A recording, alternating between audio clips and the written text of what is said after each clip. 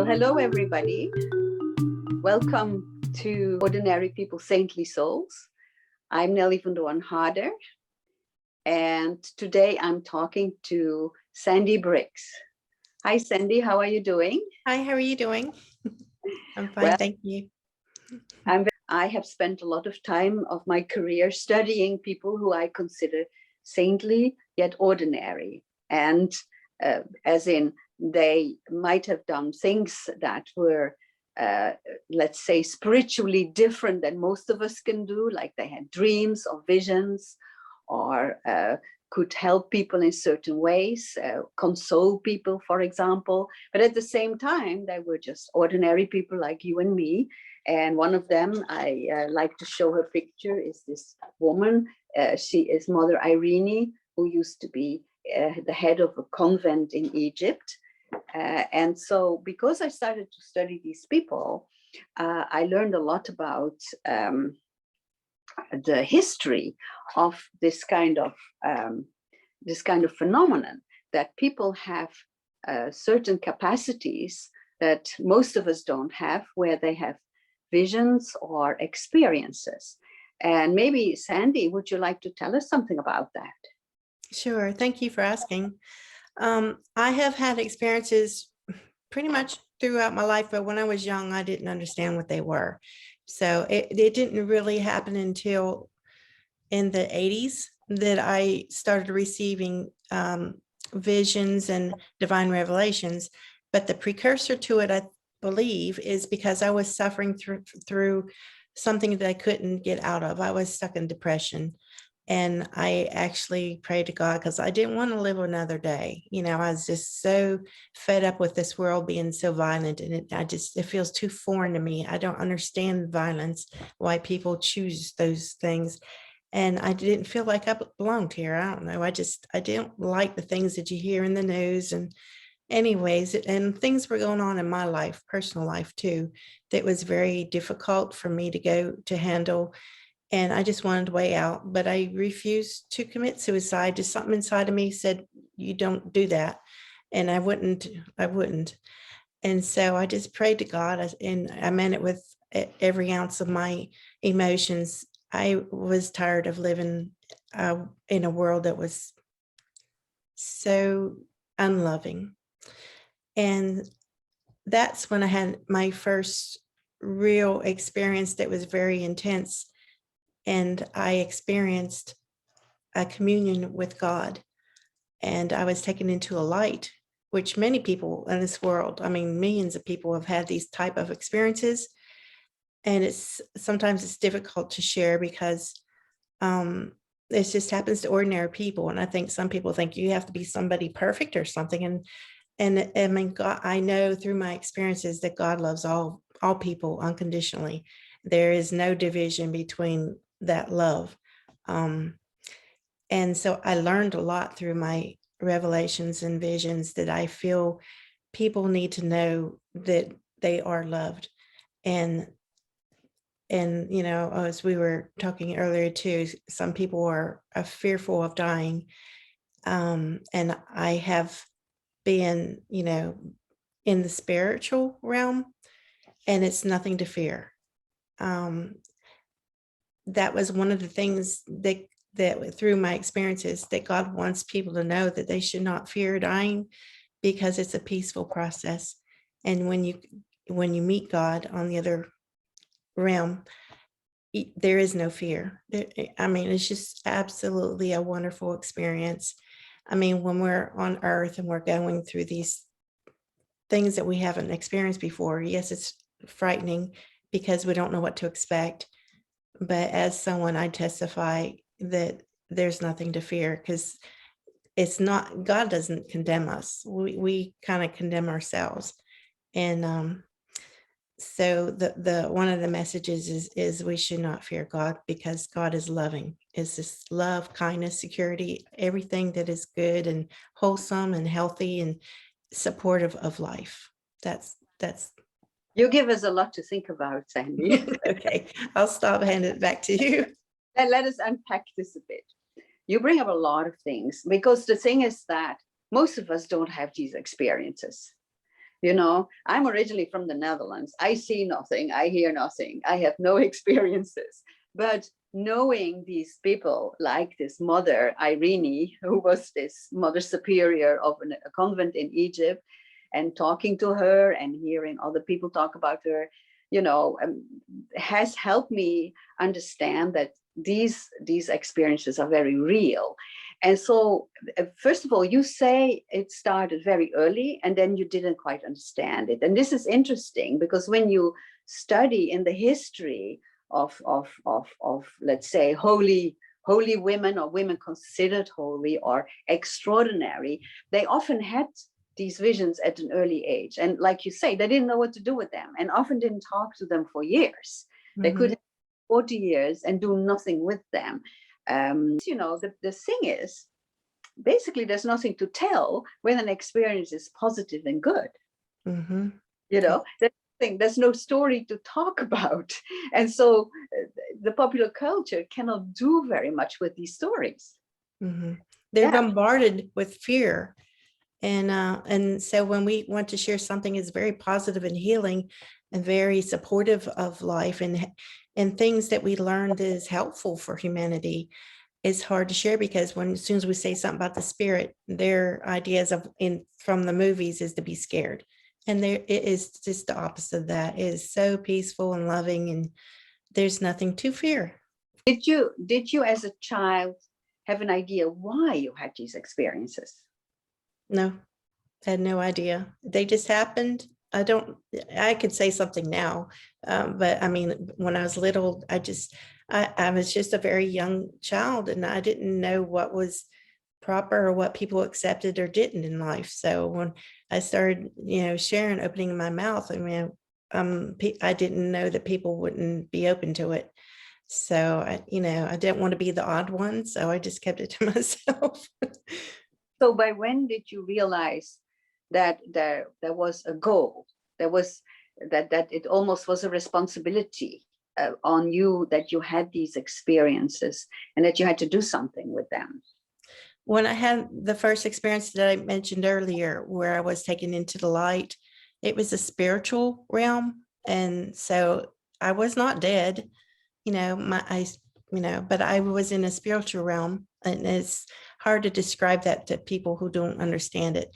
But, the eternal spirit, the soul within us, it is eternal. And this physical body is our vessel, which as there's verses in the Bible, for instance, God said, that can I not use you as a potter uses clay when one vessel breaks to make another. And that is a parable about us, because when we go through this process and we can't, our physical body can't live eternally because it just gets sick and there's different problems in this physical realm. But we don't die. We just get a new vessel as God creates us another one. Get a new vessel. And so what is your experience? How do people tend to see God? When I experienced God, I mean, a vengeful God I did not meet. I have no experience with God being anything other than loving. God is understanding and knows everything. I mean, how could God that has unconditional love for us, how can he sentence or condemn people to hell or things like that? I mean, there is a hell that does exist as far as I understand, but it's not what God created. He created this world to have, I guess I need to share, like with the first humans that came, I received information about what the Bible uses Adam and Eve, but I wasn't shown what their name is, but it's just the first humans who came to this world. They were not born into sin. They were not sinful. They were just perfect the way God created them. But God wanted us to be blessed with his own or her own. I won't say, it's hard to speak about it because a lot of times I say gender of he, but really God was both. They're equally masculine and feminine. God is what everything came from. But it was in the process of creating this world so that we can experience polarity and choice. God wanted all humans to experience freedom, to have free will, to make our own choices in life so that we can discover things. Like in the realm of heaven, it's everything. There is no fear whatsoever. There's no darkness. It's always light. So you see all the things or experience all the things on the other side. Is very blissful. And but there are also there are other locations that or dimensions, I should say, that a lot of people, when they leave from this world, upon death, what we call death, and go to another dimension, sometimes we're uncomfortable when everything is all blissful and in light, and then we don't quite fit there. And God places us where we belong. But it depends on our own energy, our own heart, and the condition of what we are. So the most important thing is we focus on being choosing goodwill towards one another, because when we have love in our hearts for one another, it helps our world to survive. And that's everything on this planet. God has given us everything for the foundation for life to exist, to continue. And so when people in this world that has all these contrasts of choices, I mean, people get angry and upset and revengeful, all those things that you mentioned earlier, but those were not the feelings that's found in God. Those are the feelings that came as a result of creating this world, because it's everything that God is and everything that God is not. But it's weird to explain it, because people think, well, how can there be a place where God is not? Because God is everywhere. But it's like the perfection of God's character is just extended, and you have from the extreme upright, and so many people teach about loving kindness, forgiveness, mercy, compassion. Those are the things that comes from God. But to discover things, what I learned through the first Adam and Eve is they wanted to know, well, what's the difference between us and God? In the spirit realm, they didn't understand who they were, because in that realm there's no contrast. It's just perfect. And they had many questions, because for God to create us, there had to be a difference. And that's a long story. I guess I need to bring that up into another time, because what I basically hear you say is several things. First of all, we were created with a brain to think, and we are allowed to think for ourselves. Yes. You say that we have free will. Yes. Exercise. And basically what I kind of hear you say, and maybe I'm totally wrong, that when you say, well, when you see a vengeful God, an angry God, that is more a reflection of what you are doing and how you are living your life. Yes. You choose that path, then that of God that somehow creates in your mind, and it goes further and further away from the reality. Sure. So if we would say what you have been telling me today, we would wrap up this section. What would you say we should always keep in mind about God, about the divine? To live your life with love. And the golden rule is throughout many different religions, and they're all connected to the same truth: to do unto others as you would want them to do to you.